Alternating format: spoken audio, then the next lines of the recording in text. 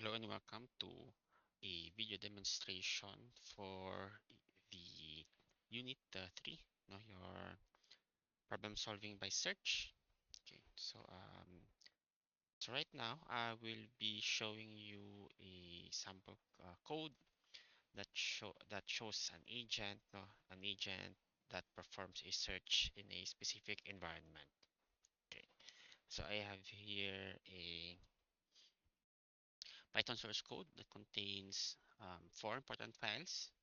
Your main, so your main program right here. So amo ning garan sa aton nga agent that will search for in its environment. So here we have your ant, diba?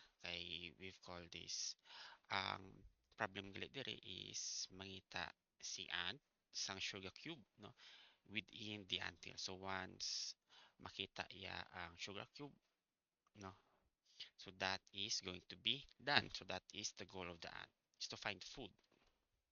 Okay. So let's go back here sa ating main program. So here, I've created the environment. No? Then I have here also the creation of your agent. So si agent ng navigate sa environment and then this one will trigger the search of the ant to said environment. Okay. So let us look. So ang environment nila dire, so this is going to be a grid. So n by n grid. As you can see right here. So let us look at the anthill first. So the environment that this search is going to take place. So kato kita sa anthill source code, and this is a class na anthill that has a map. So ang map nga ni, so this contains the tiles that is going to be the space that your ant navigates through. Okay. So ang tile nga ni, so let us go first sa tile.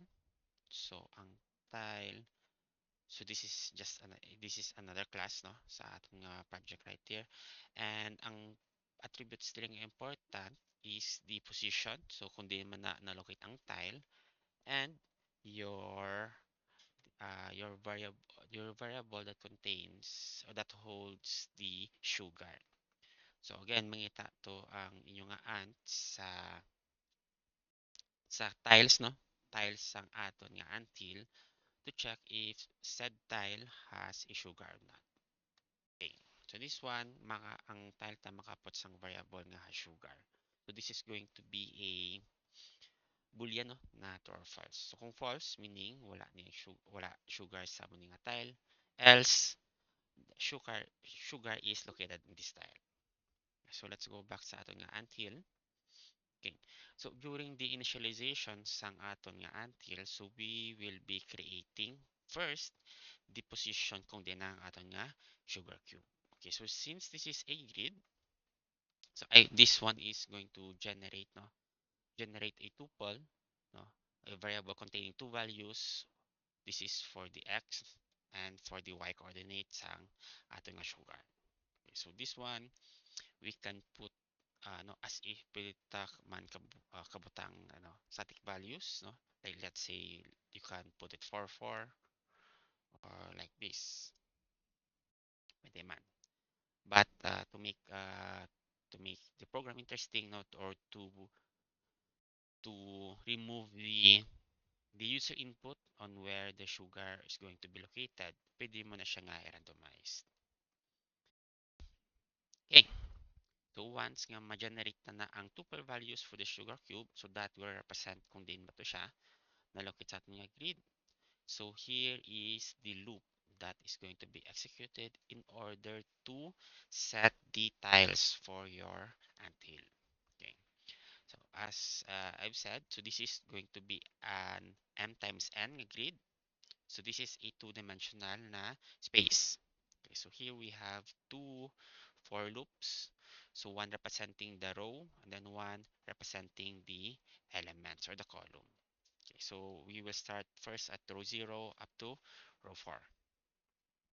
Okay, and inside naman for each row naman so here I will start from column 0 up to column 4, and then this one just checks this line of code right there checks if the map or ang tile nga ino-create is either the location of the sugar cube. Tile is the sugar cube location. Okay. So this is originally set to false, and here I will check if the tuple here, no, ang tuple nga ni that was generated before kita magkato sa for loop is equal to the location of the tile nga ino-create.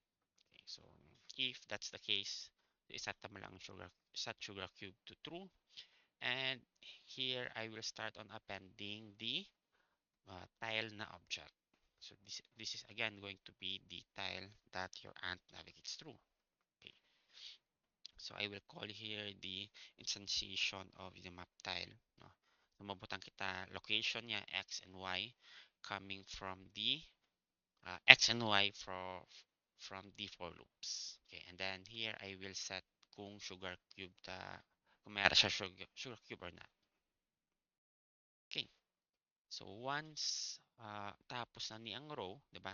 Na kumpleto na ang columns, so we will append that to the row. Then it will proceed naman sa next row and so on. Okay. So this is for the initialization of your until.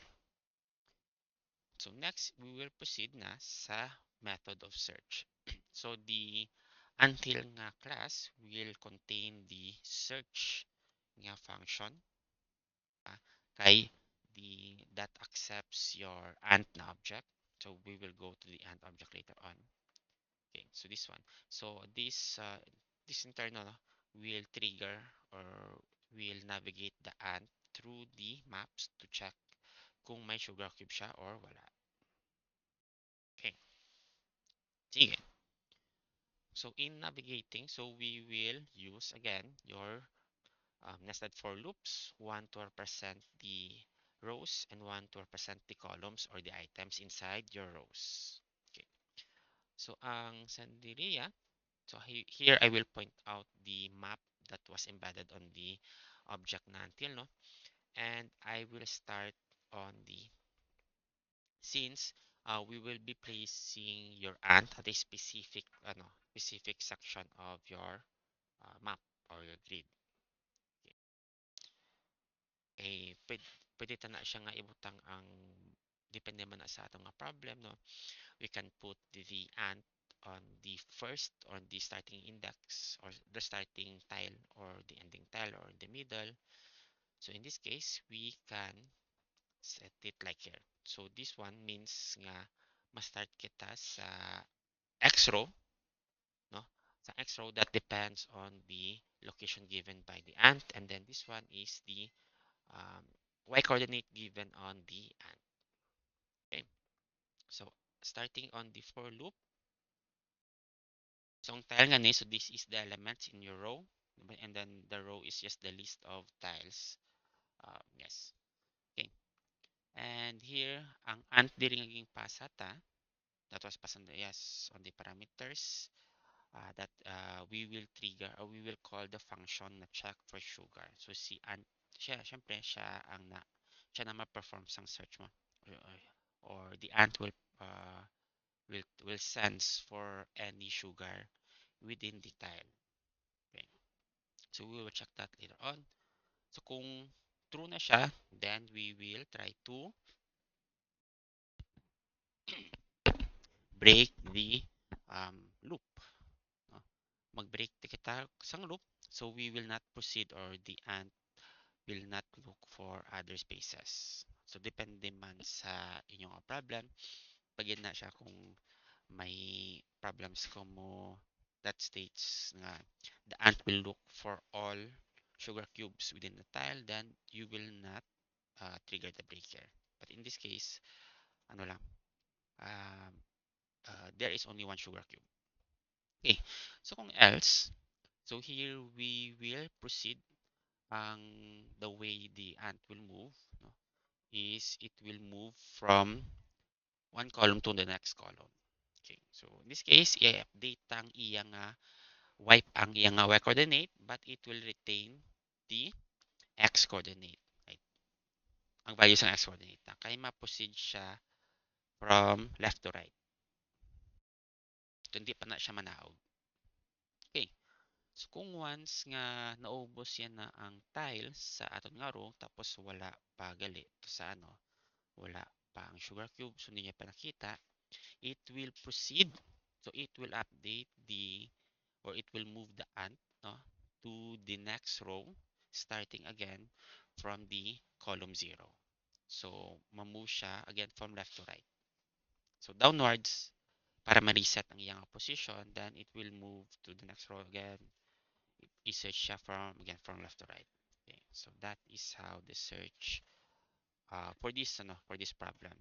So you can think of many or other possible na movements ng inyong ant. Pwede mo siya randomly, but in this case, we will try to o pwede naman zigzag.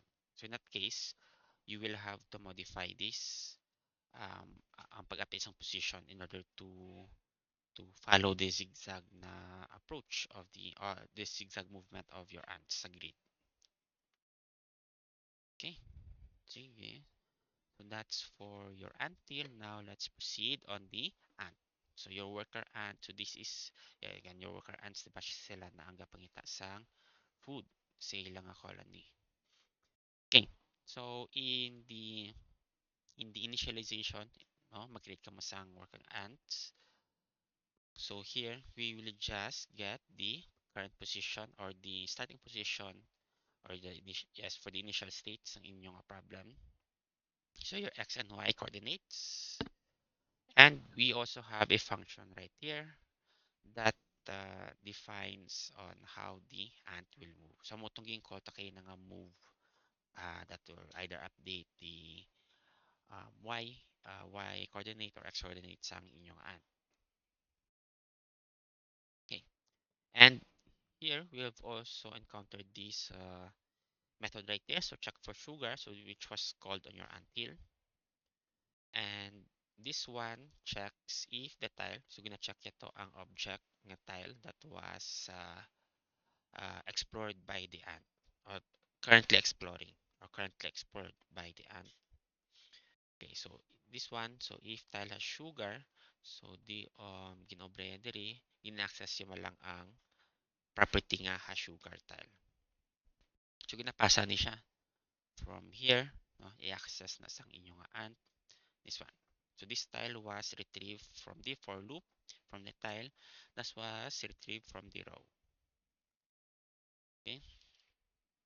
So kung nakita yan nga may sugar, so it will print on the console on what specific tile nga ara ang inyong sugar. Else, kung wala pa, it will print again on the console nga wala siyang sugar sa muning tile. So therefore, it will move on to the next tile. Tapos i-return niya lang ni ang i-return niya ni ang values ang inyong sugar nga boolean variable. Kaya that is going to be used for this condition right here. Okay. So that will either stop the search or continue the search. Okay. So let us test. No? So here again on the main function, so this is your environment. This is going to be a grid environment, no? So this contains the grid is 5 by 5. So meaning 25 tiles ang possible na katuan ng inyong answer depende sa starting point yan. Okay. So here, sa pagkita sa until, we will put these values, and here we will create a ant or worker anta at the starting location. And once nga makalocate, so we will call the start search of the until using the ant1. Okay. So ipasa ang ant1 because that is going to be the agent that will look for the sugar cube. Okay, so let us play this. Okay. So kato kita sa babaw. Okay. So again, initialization sa sugar cube, no? And then we've initialized the ant and ma-start na siya search. Okay. So si sugar cube was placed on 1, 0. So maamat-amat na siya from 0, 0. Then kung wala siya 0, 0, 0, 1, 0, 2, 0, 3, and 0, 4. And if wala pa sa 0, 4, ma-move naman siya sa next sa next row. Okay, next row, resetting from index 0. So since ara ang sugar cube sa 1, 0, then it will say nga nakita yan ng sugar cube and then stop the search. Okay, so let's try again. Kay random tong paganatas ng sugar cube. Okay. So in this, okay, so nari na chambanta ng sugar cube was placed on 0, 0. Okay. So let's clear this and try one more. Okay. So again, this one is 1, 2. Nalocate ang sugar, no? So 1, 2. So pagtapa ya sa 1, 2 dire na tile or the tile that was located on coordinates 1, 2. So it stopped the search. Yeah, yes. Okay, so this one, ang inyong cube was located on 2, 4. So again, same idea man, but it keeps on repeating and looking for the tile until malabot niya ang tile which contains your sugar cube. So let's try the other set of codes here. So ang difference malang diri is your worker ant was generated on the on so kadaran nyo sang program ang randomize ang location sa inyong ant.